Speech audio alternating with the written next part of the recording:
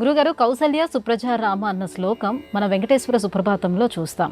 కానీ ఈ శ్లోకం రామాయణంలో కూడా ఉందని చెప్తారు. రామాయణంలో ఎక్కడుంది? శ్రీరామాయణంలో విశ్వామిత్ర మహర్షి రామలక్ష్మణులను యజ్ఞ సంరక్షణార్థం తన వెంట తీసుకుని వెళుతూ కొద్ది దూరం వెళ్ళిన తర్వాత ఉజ్జాయింపుగా ఒక 10 యోజనముల దూరం ప్రయాణం చేసిన తర్వాత విశ్రమించమని చెప్పగా రామలక్ష్మణులు విశ్రమిస్తారు, నిద్రపోతారు.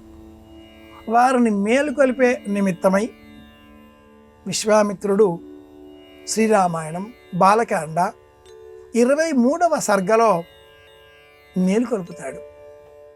గురువు శిష్యుడిని మేలుకొలపడం ఇక్కడే మనం గమనిస్తాం. కౌసల్యా సుప్రజా రామ పూర్వా సంధ్యా ప్రవర్తతే ఉత్తిష్ట నరసార్దూల కర్తవ్యం దైవం ఆన్నికం.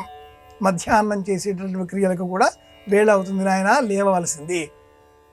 అలా మేలుకొల్పిన తర్వాత విశ్వామిత్రుడు రాముల వారికి 82 రకాలుగా అస్త్ర ప్రయోగాలకు సంబంధించిన విద్యలను బోధిస్తాడు. వాటిలో ప్రధానమైన విద్య బల అతిబల. ఈ బల అతిబల అనే విద్యలను నేర్చుకుంటే ఆకలి దప్పులు ఉండవు అని చెప్పిన విశ్వామిత్రుడు వీటిని రాముడికి మాత్రమే బోధిస్తాడు.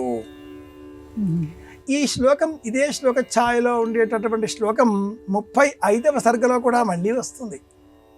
తాటక సంహారం, సుబాహు సంహారం, మారీచుడిని చాలా దూరం సముద్రాలకు అవతలగా విసిరిపారవేయడం, యజ్ఞ రక్షణ అయిన తర్వాత ధనుస్సు చూసే నిమిత్తమే తిరిగి ప్రయాణం సందర్భం అవుతున్నటువంటి తరుణంలో 35వ సర్గలో కూడా మళ్ళీ సుప్రభాత అన్న శబ్దంతో ఇదే శ్లోకం కొద్దిపాటి ఛాయ భేదాలతో మళ్ళీ కనిపిస్తుంది. అప్పుడు విశ్రమించినటువంటి ఆ రామచంద్రమూర్తి వెంటనే మేలుకుంటాడు.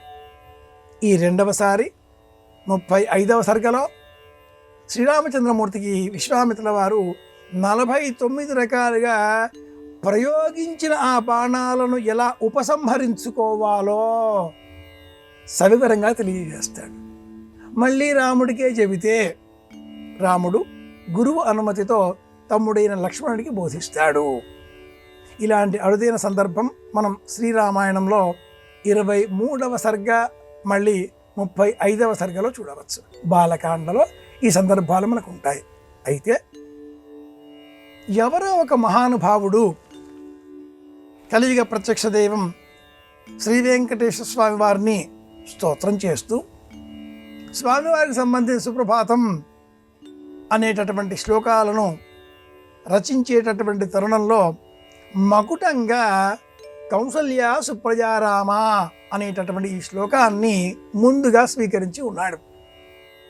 తిరుమలలో శ్రీవారి గర్భాలయంలో వెంకటేశ్వర స్వామి వారితో పాటుగా వేంచేపు చేసి ఉన్నటువంటి పరమదైవం సీత లక్ష్మణ సమేత రామచంద్రమూర్తుల వారు కూడా గర్భాలయంలోనే ఉన్నారు స్వామివారు.